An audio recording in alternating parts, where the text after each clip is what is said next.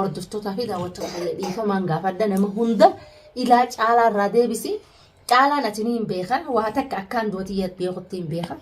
Caalaan akka laafutti naansaa ma'u. Namni akka caalaan naansaa ma'u godhu ilmaan Oromooti.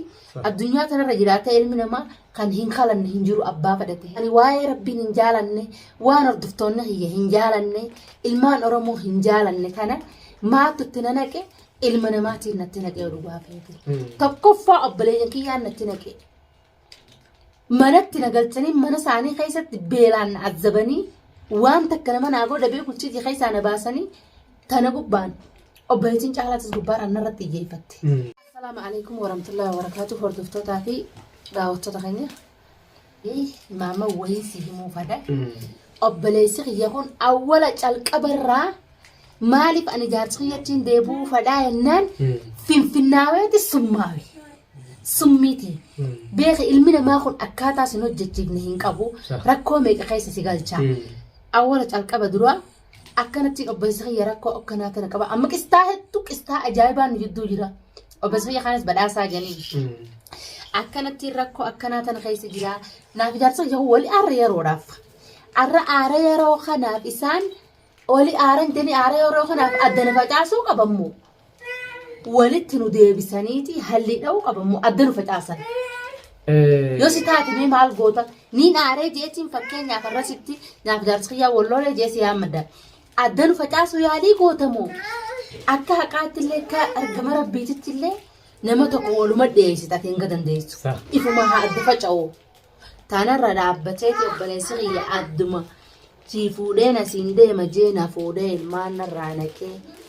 Qabeenya qabuufin si kannaa ilaa biyya biraa deemtee daleeydee maallaqa nuu daleeydaa fiidiyoo jira qistaa tana hordoftoonni fi daawwattoonni keenya fiidiyoo tana jala deemtanii ilaa ta durirraa eegaltanii ilaaluu dandeessan nama qabeenya qabuufin si kannaa dhalaan akka ta'eetii naan jedhan asirraa deemtee biyya biraa deemtee mana namaa jaartii qistaa tanaa naan jechuu turan obboleessa kiyya ati maaliifin amma tana adda baasee si himuu fadhee hordoftoonni ni beekanii jirti qistaa jira tana hunda ni beekan isaan ati kana hunda keessatti quban qabdu awwala namni bultii biyya na diigee alatti na facaasee cilee daaraa uffattana godhe an obboleeyyan kiyya ani karaa shirrummaa ati maal naan jette deeggarsitti ati ilmoo xiqqoo tana waan akkanaa tana firraa dhiisii naan jettee turtesa maaltuutu ani waa'ee rabbiin hin jaalanne waan hordoftoonni kiyya hin jaalanne ilmaan Oromoo hin jaalanne kana maaltu itti na naqe ilma namaatiin natti naqee dhugaa feete. Tokkoffaa obboleeyyan kiyyaan natti naqee. Manatti nagalchanii mana isaanii keessatti beelaan azabanii waan takka nama naa godha beeku citii keessaa na baasanii tana gubbaan obboleettiin caalaatis gubbaadhaan narratti iyyeeffatte.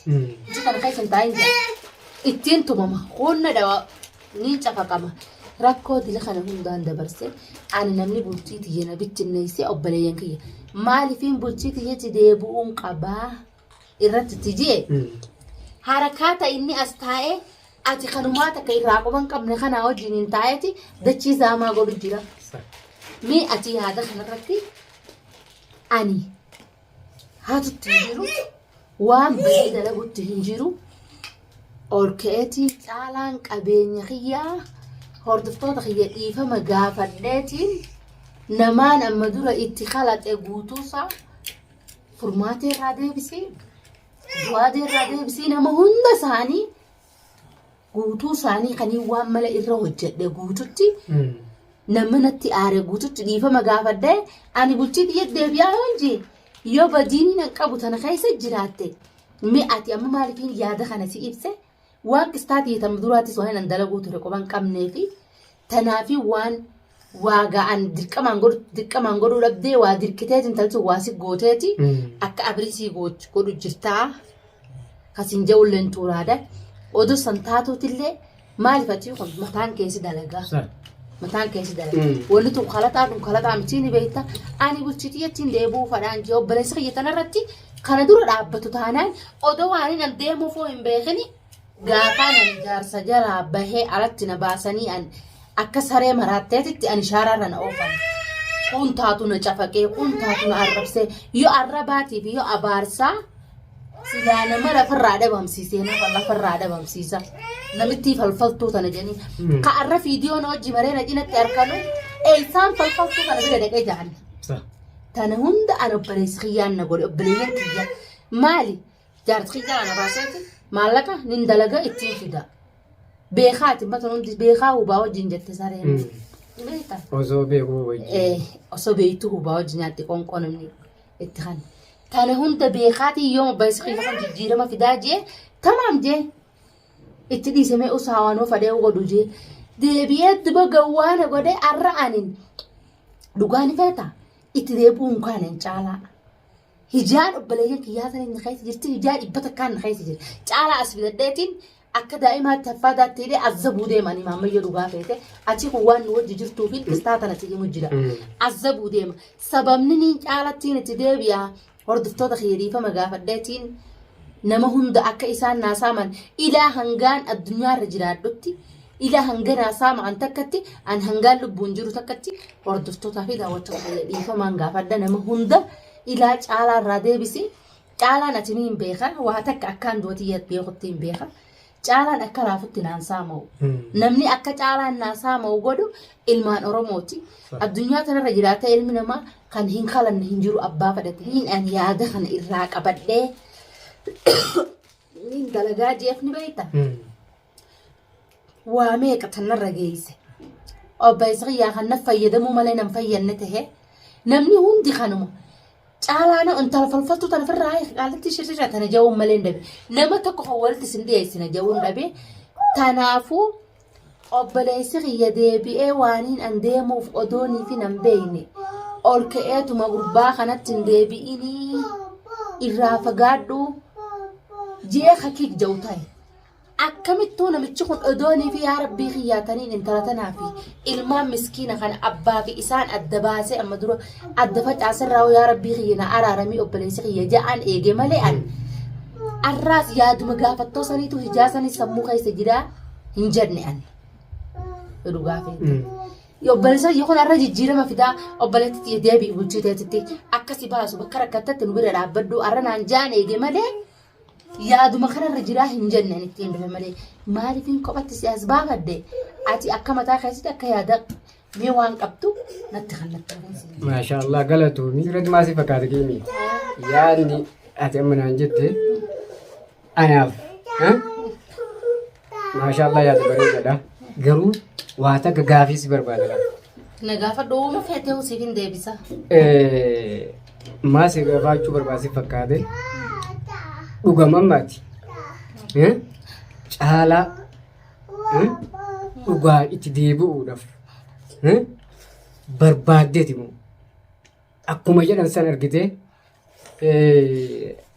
isa irratti ammas waan biroo dalaguu barbaaddeeti moo mi akkamitti laal maasi fakkaatu bakka sanatti wanni alaa jedhamuu fi waa hedduu jiraa miire akka dhagamullee akka biraati miire amma garuu yeroo natti himtu akkasii mi beekadhu dhugaatii tanallee namni illee baru caalaa dhugumatti itti deebi'uudhaaf jaarsa fi jaartii taatanii akkuma duraa sanitti argitee maatii keetitti isatti deebitee waliin jiraachuudhaaf immoo tanamee dhugaa naa himime. Tana baruu feetee nis dadhabe olis deeme gadis deeme hara hallatti dadhabe ani caalatti deebuun qabaa jeetii murteessee jira. Murtuma dhugaa sanii jechuudha. Rabbi hojii ilma namaa silaa illee. Amanamaa rabbi kan amanan rabbumaa bes hojiin irra geessa hojiinis agarsiisaasi maaltu caalatti deebuun qabaa na jechisiiste tokkoffaa obboleessa kiyya kan ittiin deebite ifi obboleetti caalaatan kararra nu dhaabbachuu feetu tana sababa kanarratti ani dirqama caalatti deebuun qabaa jee jala mure ol deemuus gad deemuus ani karaan deemu hundarraa'u kan miila lameenin deemu hundi kanuma na fayyadamu maleedhaan kan hanga ati gaafii na goote kana takka nagma gaafii na godhuun dhabee dhugaa tokko gasi gaafatan jiru jechuudha. Ani sanarratti hordoftootaa fi daawwattoonni kiyya dhiifamaan isin gaafadha. Ani caalattiin deebuu fadaa ilmaan kiyya ila hanga yoomiin abbaa fi isaan adda fageessee ilmoon tunuu booda diina natti taati.